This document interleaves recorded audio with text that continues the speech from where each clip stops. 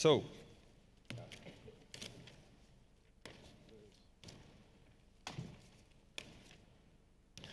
we move on now to item 7.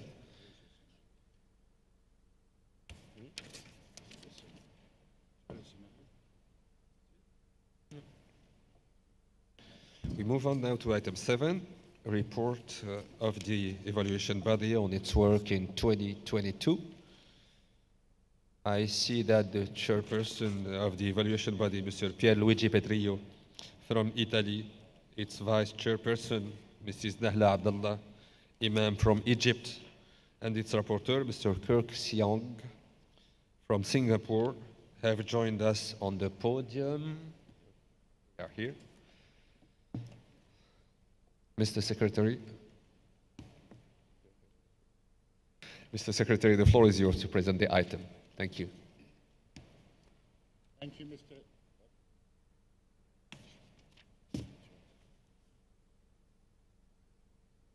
Thank you, Mr. Chairperson. Dear committee members, the evaluation body for the 2022 cycle was established by the committee at its 16th session last year. The body is tasked to evaluate nominations to the urgent safeguarding list that are examined under item 7A. This year it also includes one nomination to the urgent safeguarding list combined with an international assistance request. It is also tasked to evaluate nominations to the representative list that are examined under item 7B, as well as proposals to the Register of Good Safeguarding Practices, which are examined under 7C. And for this year, we have one request for international assistance greater than $100,000, which is to be examined under item 7D. As with previous years, the evaluation body was asked to evaluate a high number of files, 56 files in total. We would like to commend the members of the evaluation body for their efforts and dedication to the work they carried out. The rapporteur will present the work they did soon. I wish to inform the committee that 2 files have been withdrawn by the submitting states, as indicated in the revised document 17com 7B, Rev Ad 2, and they are the files Grenada, from Grenada 17com 7B12, Shakespeare Mass, a traditional component of Carnival unique to Kariakou, as well as file 17com 7B476 from Belgium and France, Living Fairground Culture and Showman's Art. Allow me, Mr. Chair, in this session, therefore, the committee is asked to examine 54 files in total over the course of the next 3 days. Allow me, Mr. Chairperson, to explain a little how item 7 and its sub-items related to nominations are organized so as to facilitate the smooth conduct of the debates. First of all, Mr. Kirk Siang Yeo, the rapporteur, will present a brief oral report on the work of the 2022 evaluation body and key cross-cutting issues identified by the body during the 2022 cycle. Following the oral report, the floor may be open for specific questions that committee members may wish to address to the evaluation body on its report. At that stage, you are asked to kindly restrict interventions to questions to the evaluation body concerning issues addressed in the overall report. This is because the adoption of the overall decision on item 7 will be suspended until after the examination of all the individual nomination files. The committee will then proceed to evaluate all individual files one by one, as per decision 16com 16 taken last year. Nominations will be examined in English alphabetical order, starting with the files of states whose names begin with the letter C under each mechanism. This means that the examination for the urgent safeguarding list will start with the nomination submitted by Chile, and the examination for the representative list will start with the nomination submitted by Cambodia. The examination for the Register of Good Safeguarding Practices will start with the proposal with the project submitted by Czechia. A tentative schedule with estimated time slots has been made available under item 7 on the webpage of this session. That document is called Order of Files. The schedule will be discussed by the Bureau of the Committee and is subject to change. The revised Order of Files will be published on the webpage as the changes may come in. I would also like to highlight that for the discussion of individual files, all amendments received through our dedicated email address have been circulated in the language and format received to all members of the committee through the mailing list established for this purpose. As I mentioned, the general debate will take place after you have evaluated all individual files, at which point we will move to the adoption of the overall decision 17.com7. Thank you, Mr. Chairperson.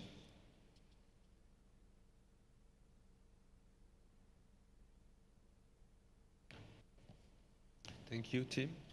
So allow me to say a few words on how the debates will be organized in terms of time management and amendments. These aspects were covered in the circular message sent on 4th of November to the states parties to the convention.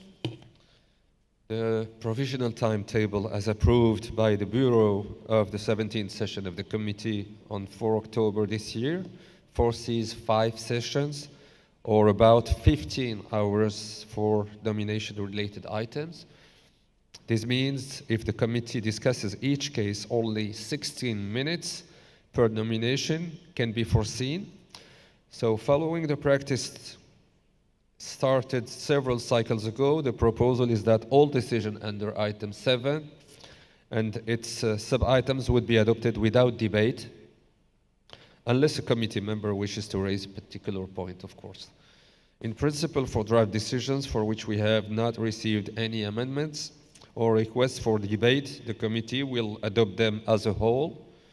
With regards to draft decisions for which amendments were submitted, however, the committee will adopt them paragraph by paragraph.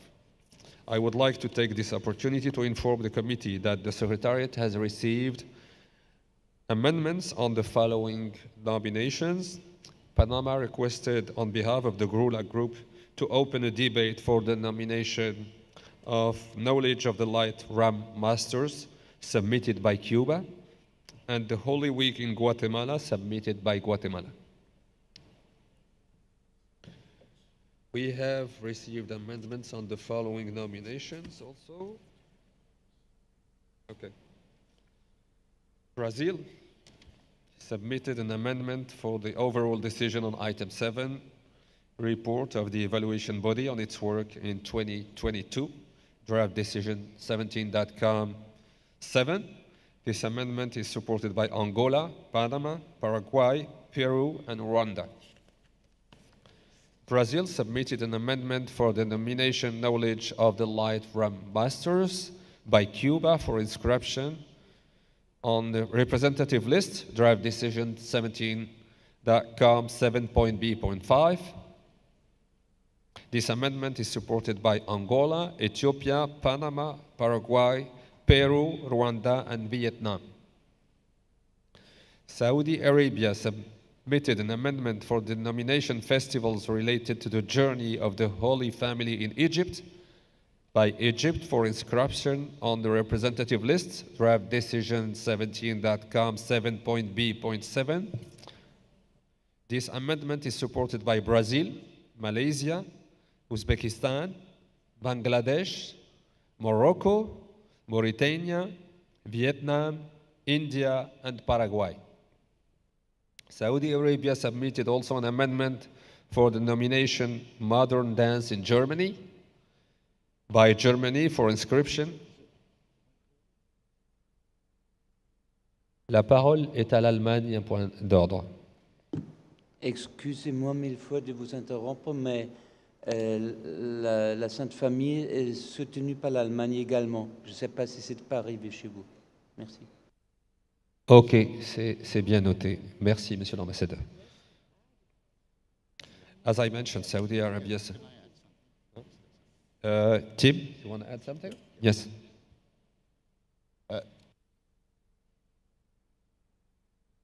Sorry, just to clarify, the document that your chair is reading was the original document. We've received emails, but in any case, all of these will come back for the individual examination of the individual files in terms of co-sponsorships. So there's plenty of time still to fix. Thank you.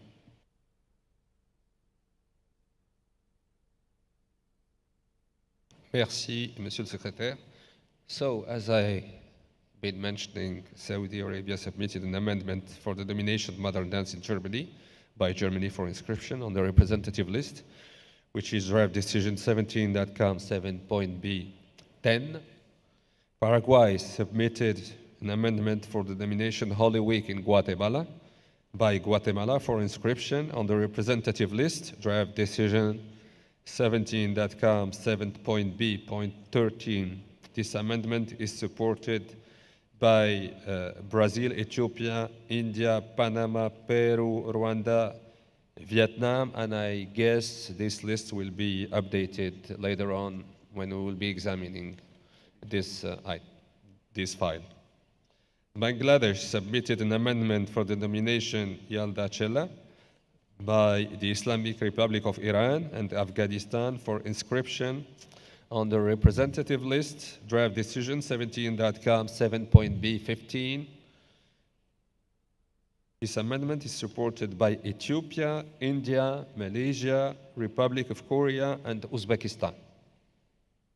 India submitted an amendment for the nomination Orteke Traditional Performing Art in Kazakhstan, Dance, Puppet, and Music by Kazakhstan for inscription on the representative list. Draft decision 17.com 7.b20. This amendment is supported by Malaysia, Uzbekistan, Republic of Korea, Saudi Arabia, Bangladesh, Brazil, Morocco, Peru, and Mauritania. Saudi Arabia submitted an amendment for the nomination The Art of the Traditional Blues with Embroidery on the Shoulder, Altita, an element of cultural identity in Romania and the Republic of Moldova, by Romania and the Republic of Moldova for inscription on the representative list, draft decision 17.com 7.b23. This amendment is supported by Paraguay and Brazil and probably will be updated later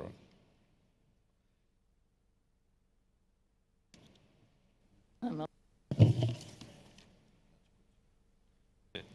So, for each file examined, the submitting state will have a total of 2 minutes after adoption, as I mentioned previously.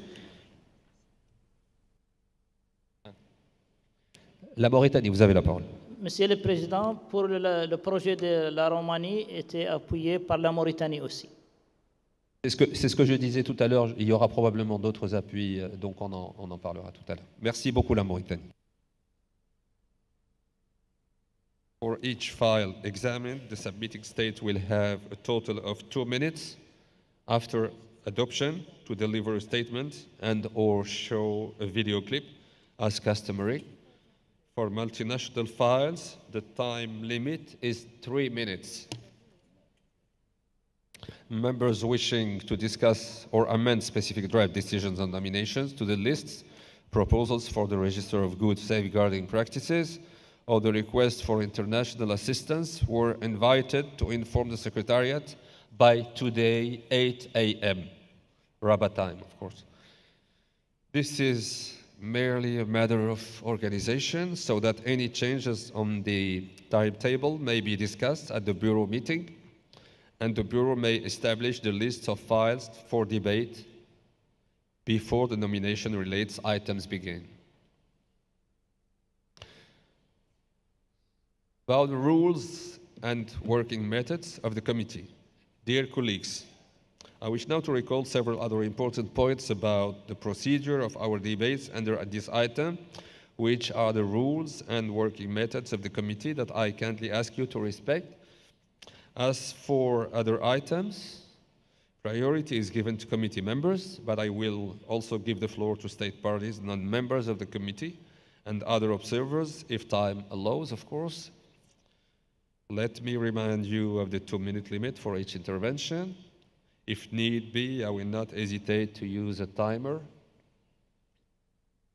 States non-member to the committee shall not take the floor when the committee examines individual nominations. The exception to this rule is given under Rule 22.4 of the Rules of Procedure of the Committee. Submitting states may take the floor to reply to specific questions and to provide information in reply to questions raised by committee members concerning their file. At the same time, please note that the same rule specifies that submitting states, whether a member of the committee or not, shall not speak to advocate their own nominations, but only to answer the specific questions raised.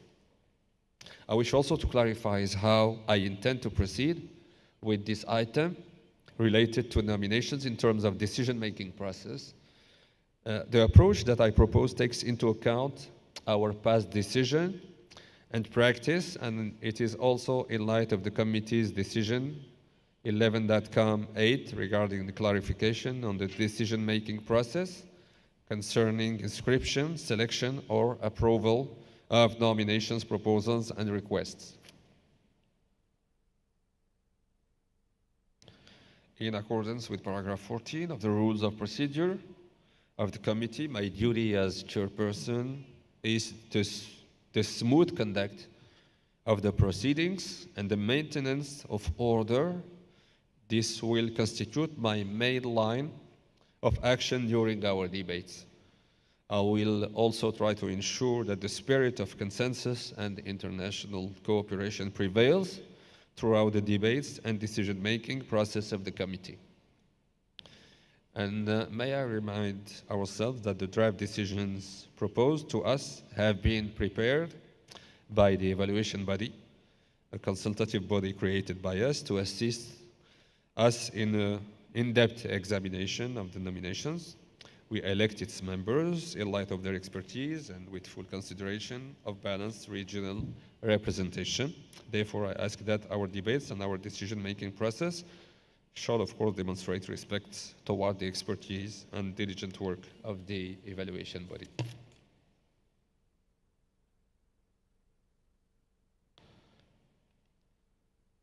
When amendments are put forward, I will seek to establish consensus through appreciating both supporting arguments and objections to those amendments under consideration. To this end, when an amendment is proposed, I will first determine whether it receives an active relative support from the committee. This means that I will be looking for the expression of support from at least 1/3 of the committee members. In the case of an objection by a committee member to this amendment, I would then seek the active broad support from the majority of the committee members. It is my understanding that the committee members, and I'm asking if I understood well, that you wish to maintain the tacit working agreement, first put in place at the 12th session of the committee in 2017. This was previously referred to as the gentleman's agreement, where committee members agreed to refrain from inscribing files for which the evaluation body recommended not to inscribe the nomination and those for which more than 2 criteria have not been satisfied. In other words, if nominations have 3, 4, or 5 criteria for which the evaluation body recommended to refer or not to inscribe, then the agreement is for the committee not to inscribe these nominations. I hope that I understand well that this agreement has been upheld since its inception in 2017. of course, the committee is free and sovereign to discuss these nominations. It's, once again, it's not a rule, it's a gentleman's agreement. And indeed, there were cases in the past when a debate was open to discuss safeguarding issues. However, the committee eventually decided to uphold the recommendations of the evaluation body, bearing in mind their expertise and experience. I also note that some submitting states have chosen to withdraw their nomination files, which I understand to be in the spirit of the working agreement and for which I would like to thank them. The significant work has been undertaken by the committee to improve the credibility, accountability, and the operationality of the listing mechanism through the global reflection of the listing mechanism that took place between 2018 and 2022. With a number of these revisions have yet to take effect, as it will take a cycle or two to start seeing the results. Some revisions are already operational. For example, the dialogue process between the evaluation body and submitting states during the evaluation of nominations, for which there were, for this session, 11 cases.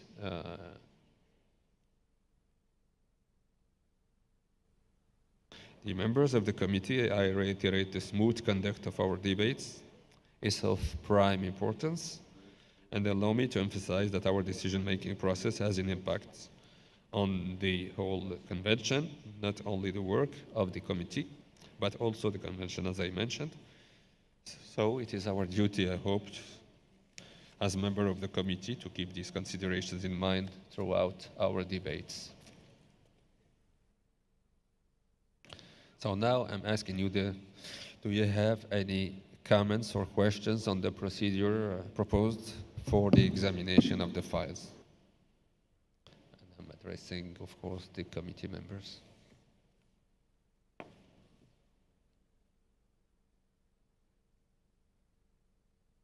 I see Brazil.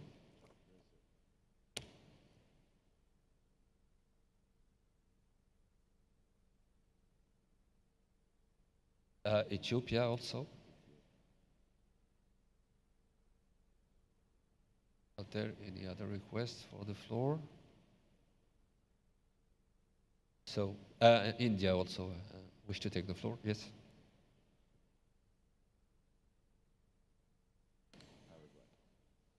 Paraguay.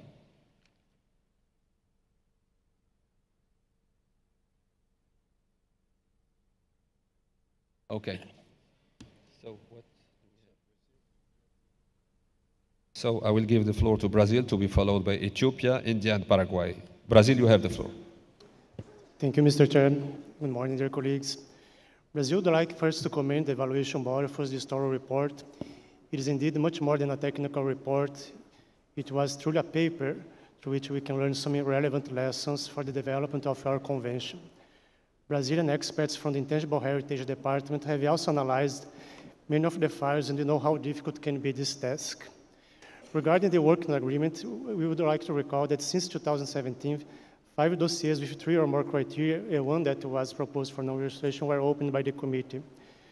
Looking at all these precedents from different regional groups, you can only come to the conclusion that the working agreement negotiated by that committee is more a general principle rather than an imperative law. Just as the evaluation body makes its analysis on case by cases, so should we. In this cycle, we understand there are some inconsistencies that we would like to debate. We cannot step down from our responsibilities as members of the committee. When we were elected, we committed ourselves to analyze the files and to share our perceptions. Not opening files on the request of members of the committee would undermine the legitimacy of the committee itself. Our region supports the idea of having more dialogue and a broader view on some files. We want to share our impressions, but we also want to listen to other impressions. So we'd like to ask to interchange some point of views on the files that we request as work, and we believe this is the core reason why we held the committee, to have this opportunity to dialogue. Thank you, Mr. Chair. Je remercie beaucoup le Brésil. La parole est à l'Éthiopie. Je voudrais juste préciser que nous n'avons pas encore entendu la présentation du rapport de l'organe d'évaluation. Donc je demande aux membres du comité qui veulent s'exprimer, qu'ils s'expriment sur la partie qui est liée à la procédure de travail que j'ai exposée. Et les interventions sur l'organe d'évaluation viendront après, évidemment. L'Éthiopie. Thank you, Chair. Ethiopia would like to echo what has been said by the previous speaker from Brazil. I think, as it has been explained by and said by the Director General in her opening session, we appreciate the scientific community's recommendation and we have to be abide by that regulation. However, concerning the working agreement proposed now, I think we appreciate the scientific community's proposal and suggestions. However, at the end, it has to be debated here in the committee in a democratic manner. And if we are talking about the need of the country, we have been talking several times about the capacity building and the state parties encounter to prepare a commendable document. So that it has to be up to the committee to discuss and to reach at a certain conclusion. This is what we would like to comment. Thank you. Thank you, Ethiopia. Now I'm giving the floor to India. India, you have the floor. Excellency, because we are short of time, I'll make it quick. A point of order was raised regarding the festivals related to the journey of the Holy Family in Egypt by my friend, the German delegation. Could you please let me know which are the countries that are co-sponsoring that? And the second one was regarding the Moldova-Romanian amendment sponsored by Saudi Arabia. I would like to know the list of the co-sponsors there as well. Thank you so much. Merci, Monsieur l'Ambassadeur. Comme je l'ai précisé tout à l'heure, lorsque nous arriverons à l'examen des dossiers, dossier par dossier, évidemment, nous allons évidemment updater la liste des co-sponsors, évidemment, de chaque amendement. Merci, Monsieur l'Ambassadeur. Ahora Paraguay. Paraguay tiene la palabra. Muchas gracias, señor presidente. Apreciamos la gran tarea del órgano evaluador. Sabemos que es un trabajo arduo e importante, así como el trabajo de la Secretaría. Como miembros recientes hemos repasado las directrices operativas y hemos estudiado a fondo las funciones del comité. Entendemos que es el comité la máxima autoridad de la Convención y es el comité el que asume la responsabilidad ante los Estados por la aplicación de los principios establecidos en la Convención. Pero existen situaciones que hacen necesario que se abra el diálogo. En ese sentido, apoyamos lo expresado por Brasil. El proceso de evaluación para analizar un elemento no es un proceso exento de subjetividades, como toda actividad humana, y la recomendación dividida sobre un elemento es un claro ejemplo de esa subjetividad. Y un proceso siempre es diferente a otro. Por eso no creemos que sea recomendable asumir formas establecidas en otro contexto y aplicarlas como una camisa de fuerza. Estamos seguros de que ese no es el espíritu de la Convención. Hay hechos y es el comité quien debe administrarlos. No debemos temer el ejercicio del debate sano. Es la base de la democracia. Es la base de la justicia y de la paz por la que trabajamos todos. La palabra es nuestra herramienta de trabajo y es haciendo uso de ella que podremos resolver los temas difíciles. Hay inquietudes de los Estados, hay datos objetivos que dan cuenta de un desequilibrio y leyendo el informe del órgano evaluador se puede apreciar ciertas situaciones que generan inquietudes que deben ser discutidas sin temor, con honestidad y claridad. Cuando los criterios parecen ser muy firmes en un sentido y más flexibles en otro, es natural que se generen inquietudes y entendemos que es el comité donde se deben de evacuar y debatir esas inquietudes. Nada puede estar mal si damos paso a la razón que dialoga. No queremos que ningún Estado sienta que no ha sido escuchado. Muchas gracias. Merci beaucoup le Paraguay. No, no. Knowing that there is no other request for the floor. Ah, Panama, I think. Yeah, Panama. Panama and Angola. Panama to be followed by Angola. Thank you very much, Mr. President, for the word.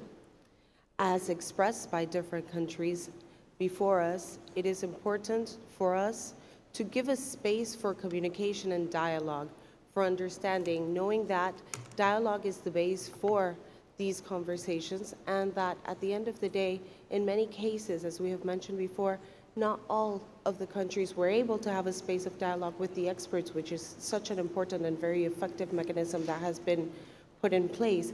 But we would like to give the opportunity to those who did not have that experience to be able to express their sentiments. Thank you very much. Merci beaucoup, le Panama. Donc, je pense que c'est l'Angola qui prend la parole. Angola, you have the floor. Merci, Monsieur le Président. Simplement très bref pour m'aligner à l'intervention du Brésil et des autres pays qui ont appelé au dialogue ici au sein du comité. C'est important qu'on utilise le comité pour discuter, pour écouter et pour qu'on ait aussi un peu de sensibilité par rapport à quelques sujets. Et cela est seulement possible à travers du dialogue et en écoutant aussi ce que les autres pays membres du comité et aussi ceux qui ont des inscriptions ont à dire par rapport à leur procès. Merci. Merci beaucoup, l'Angola. Je pense qu'il n'y a pas d'autres demandes de prise de parole. So, I remind members and observers that there are large numbers of people following our work through live webcast and or through the news media, and it's therefore important for us to keep as closely as possible to our schedule. I would like now to give the floor to the rapporteur of the evaluation body for the 2022 cycle. Mr. Yeo, the floor is yours. Thank you.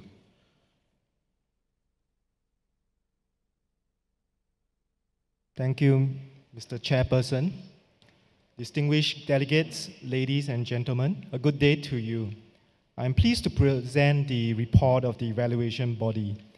Due to the limited time, I will focus on selected observations that the evaluation body considered to be the most important in this cycle.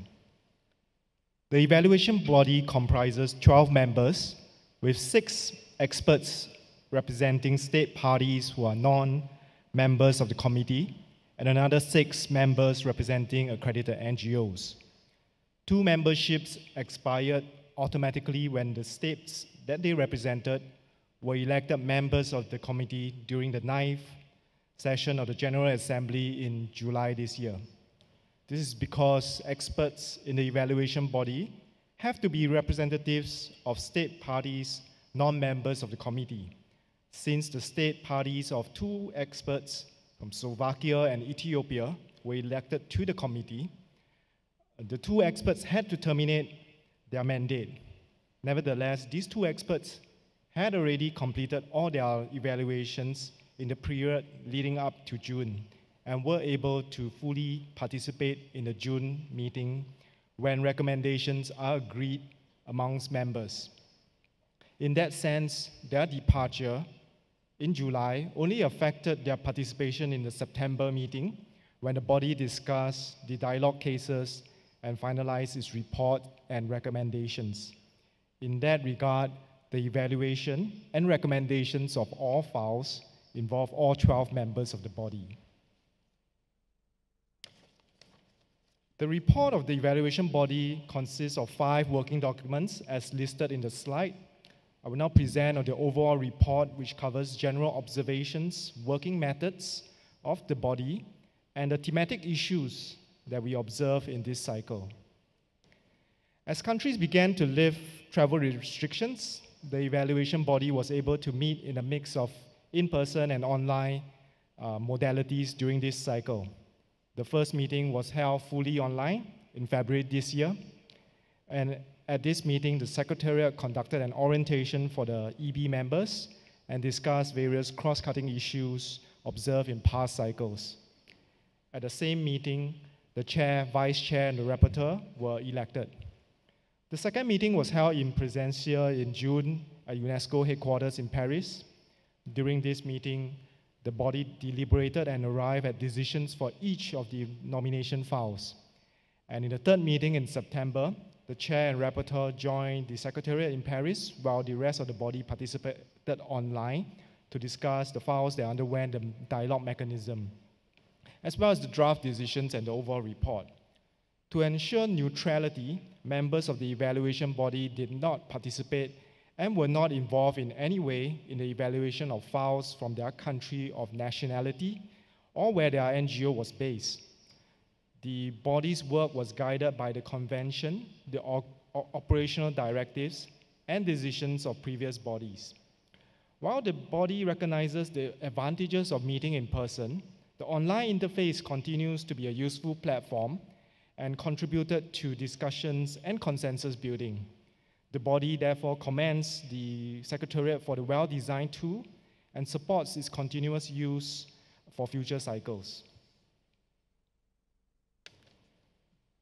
This is the third cycle of the full implementation of the dialogue process, which is one of the concrete results of the global reflection on the listing mechanisms of the convention that took place between 2017 and 2022. As in past cycles, the dialogue process was only used when there was a minor lack of information or confusing statement, which could be clarified through a simple question and answer exchange with the submitting states. The evaluation body wishes to emphasize that the dialogue process could not be used for files which lack substantial information and is intended for clarifications and not to provide new information that was not originally written in the file. In this cycle, the dialogue process was applied to 11 files. All files were nominations to the representative list, and a total of 25 questions were asked. In several multinational files, questions were posed to specific states within the group of submitting states only, as the remaining submitting states have provided sufficient information in the file. While the majority of submitting states took advantage of the dialogue process, 2 of the files did not provide sufficient clarifications, and therefore these files were recommended for referral. Can I have the next slide, please? As shown in the slide, 27% of files were recommended for referral, and 71% of the files were recommended for inscription to either the urgent safeguarding list or the representative list, and selection to the register of good safeguarding practices or approval for international assistance. The body was successful in reaching consensus for all files with the exception of the file of modern dance in Germany. After a lengthy debate, the body was evenly split in its assessment of the file, with 6 members recommending inscription of the element and the remaining 6 members recommending not to inscribe the element. In view of the split decision, the body decided to present a draft decision with 2 options, yes and no, to the committee. This file will be further elaborated by the chairperson of the body when he presents the draft decisions for the nomination files. The evaluation body congratulates the many communities, groups, and individuals whose intangible cultural heritage was nominated, as well as the state parties that submitted nominations that conform fully to the criteria outlined in the operational directives. Can I have the next slide? Thank you. During this cycle, the body noted the increased number of good examples and well-drafted files, and the high quality of files in general. The evaluation body is also pleased to know that 4 previously referred files are recommended for inscription in this cycle, and the submitting states have taken note of the previous comments by the body and resubmitted the files which were notably improved. One of the key highlights of this cycle was the links between intangible cultural heritage and environmental sustainability. The evaluation body describes this year's nominations as a green cycle because there are 19 nominations that demonstrate positive links between intangible cultural heritage and the environment. Some examples of these links include environmentally sustainable agricultural practices, the sustainable use of natural materials, raising awareness about biocultural diversity, the traditional indigenous knowledge concerning nature, and the relationships with animals. This is an important development and one of the areas that we must continue to focus our attention on. As many of the environmental issues which challenge our world today are related to our understanding of and relationship with the living world and with nature. By safeguarding such living heritage practices which celebrate and respect the natural environment, we are also helping to reposition and in some cases regain our own cultural attitudes towards the environment. Another highlight of this cycle was the high number of multinational files. The evaluation body was pleased to examine 14 multinational files. This was a higher number compared to the previous cycle, and it highlights the increased capacities of states, parties in coordinating such files, and the growing interest in safeguarding shared intangible heritage. Such nominations promote mutual cooperation among countries and encourage dialogue and respect between the different communities in the submitting states. Many multinational nominations have also proposed joint safeguarding measures, and it is encouraging to note the collaborations between the communities and the submitting states, and that such efforts will continue after the inscription of the elements. The body recognizes the complexities of preparing multinational nominations and commends the efforts made by the submitting states. At the same time, the body would like to highlight some observations regarding the multinational nominations. In several cases, the information provided by each individual state is different, and the files were unable to highlight the shared nature of the elements among the submitting states. The evaluation body recommends that multinational files should highlight common practices and characteristics of the element across the states where possible, and this can demonstrate the shared cultural practices and the cooperation among the states and the communities. Second point is about the provision of information, and in several multinational files, we observed that there was an imbalance of information between the submitting states. The evaluation body would like to encourage submitting states involved in such multinational nominations to devote sufficient time and resources in the coordination of such and preparation of such future nominations, and provide balanced information that is from all submitting states. On the point of joint safeguarding measures, the body recognizes that safeguarding measures may be specific to each state and their context.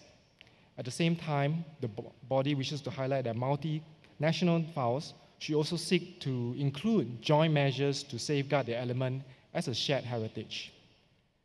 This is important to create ties and encourage dialogue between the different communities in the submitting states. In some files, the complete absence of any joint safeguarding measures prevented the criterion R3 from being fulfilled. At the same time, the body noted several multinational nominations that included joint proposed measures such as joint festivals, publications, exchanges of knowledge and experience among the submitting states. Such collaborations are the positive reflection of our work under the Convention, as they foster mutual respect and bring communities closer together. The last point is on the evidence of communities' consent.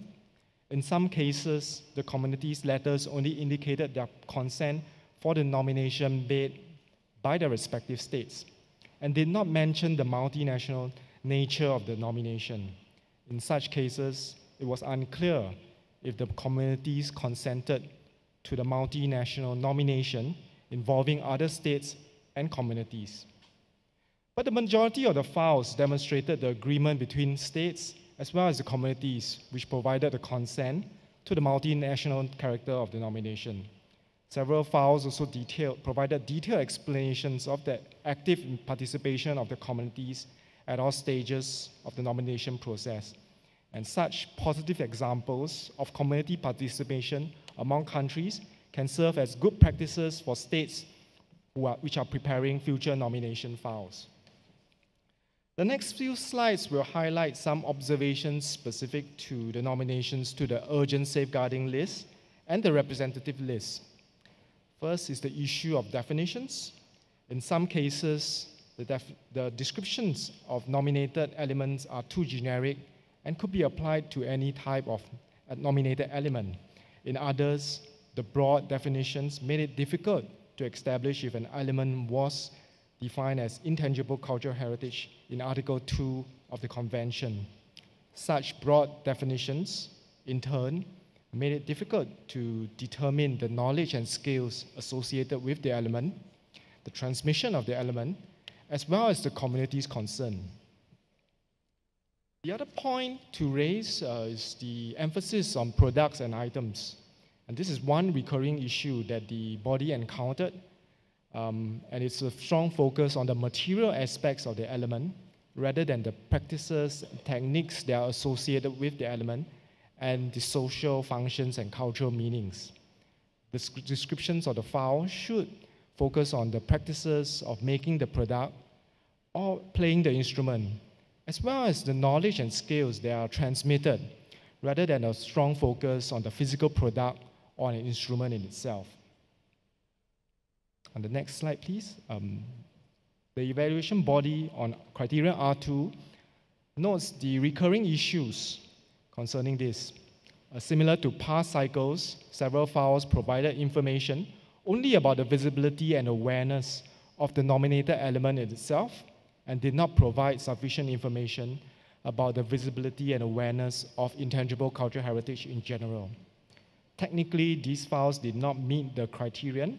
However, the body notes that this issue was discussed during the global reflection of the listing mechanism.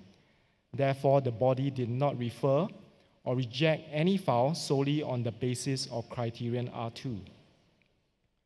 Specific to criterion U3 and R3, the evaluation body observed the lack of information in several files regarding the involvement of communities in the development and the implementation of the proposed safeguarding measures.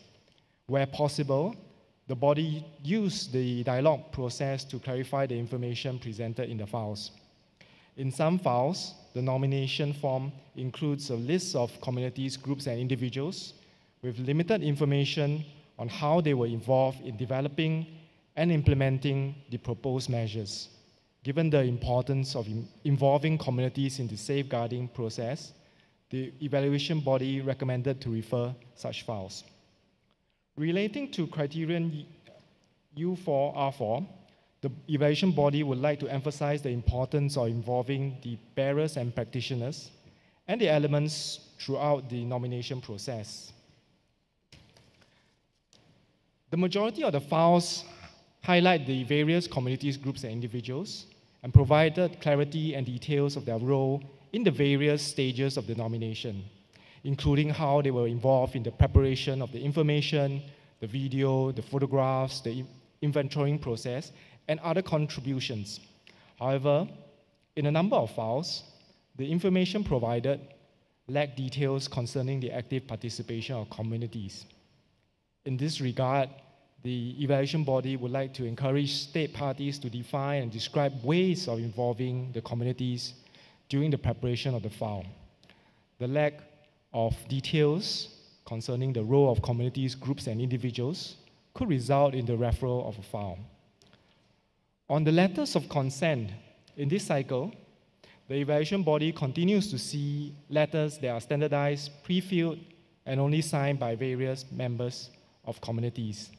The evaluation body therefore wishes to encourage the use of personalized letters or videos, as these will better express the involvement of the communities and their free prior consent to the nomination. We would like to highlight in a few small number of files, there were some letters of consent that referred to the wrong list, such as referring to the World Heritage List instead of one of the Intangible Cultural Heritage lists. This trend highlights the need to raise awareness among the communities, groups, and individuals, and the awareness of the nature and objectives of the UNESCO Intangible Cultural Heritage list. On the issue of state institutions, I think we would like to highlight this in relation to the role of public officials and whether such public institutions and officials should be considered as members and representatives of the communities. In several files, the communities are described as public administration bodies such as ministries, government agencies, state-operated museums, and so on. In addition, letters of consent were sometimes provided by public officials and government institutions. The body tends to consider that such public officials and institutions are part of the state parties in the first place. However, we recognize that in some instances, chiefs or heads of organizations, of troops or tribes could be considered as an authorized representative of the community. Therefore, their roles should be clearly explained in the file if they are to be considered as part of the communities of the nominated element. Moving on to criterion R5, in this cycle, the majority of the files were able to fulfill the criterion R5, and the submitting states were able to provide detailed information of their inventories, including providing websites and documents. However, in several files, we observe a lack of information regarding the participation of communities in the inventorying process. As communities play an important role in the inventorying of their own intangible cultural heritage, the body encourages the state parties to ensure that inventories are developed and updated with the involvement of communities. The next few slides will highlight several thematic issues. The first issue concerns labels, trademarks, and standards. In several files, the state parties propose a new label to protect the practice or the know-how from misappropriation.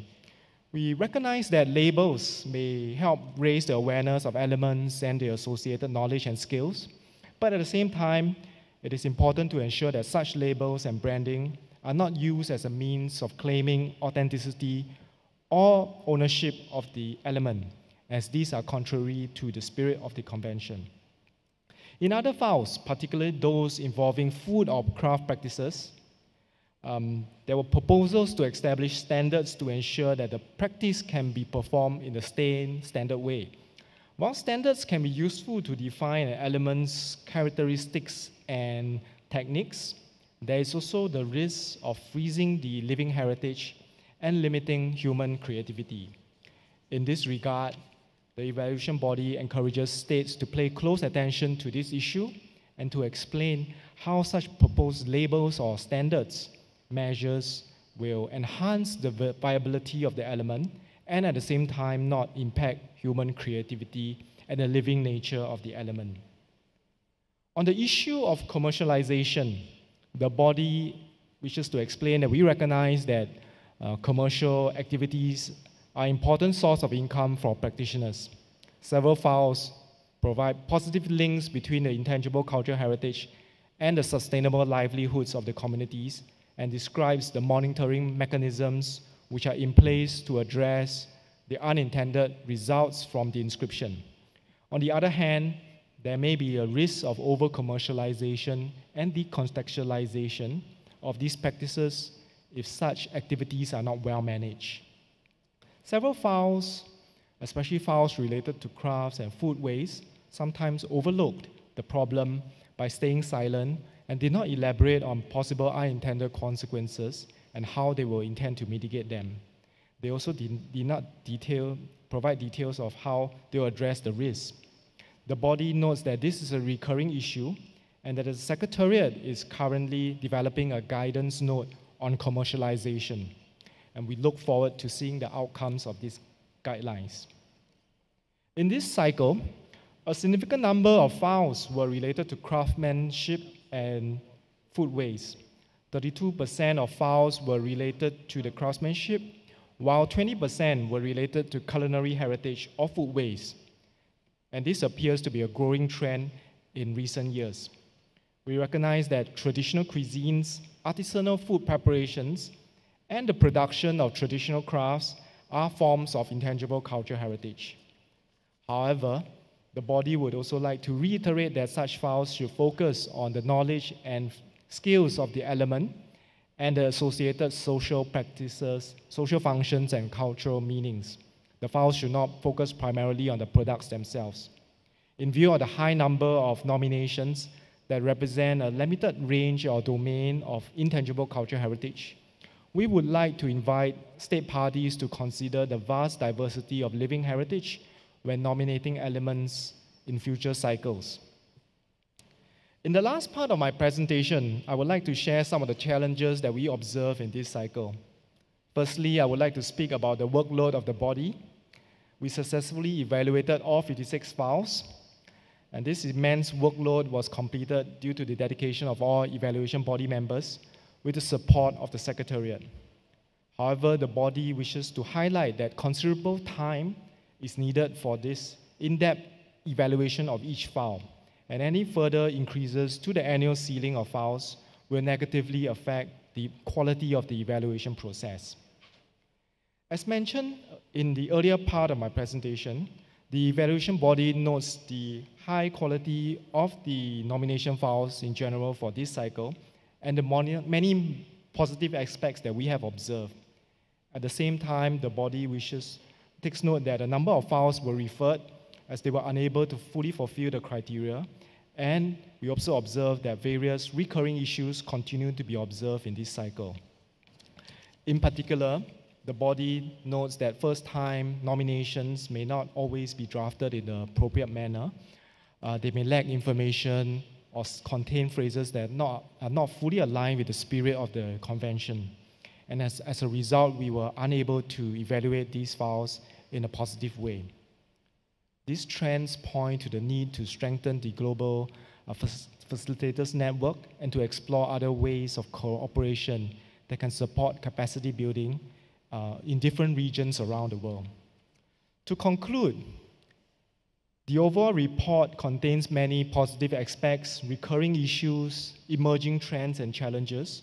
We hope that this report will be a useful reference for state parties and organizations and communities when they prepare future nomination files and deliberate on the safeguarding of intangible cultural heritage in their countries. In closing, the body would like to express our gratitude to the committee for entrusting us with the evaluation process. In addition, we would like to thank the Secretariat team for their hard work and dedication in supporting our work. The draft decisions for the files will be shortly presented by the chair of the evaluation body, Mr. Pierluigi Petrillo, and his vice chair, Ms. Nala Abdullah Iman. Thank you. Thank you, Mr. Chair. Thank you, Mr. Yeo, for your presentation. You raised several critical and relevant issues, which will no doubt inform the debate of the committee. Of course, I'm particularly interested to know that the evaluation body has considered that the nominations presented to our committee's attention are as belonging to a green cycle, and it's very interesting to know. Maintenant, je donnerai, parce qu'il est 12h40 pour le moment, donc nous allons lever la session de ce matin. Et je donnerai la parole évidemment aux membres du comité à 14h30 exact.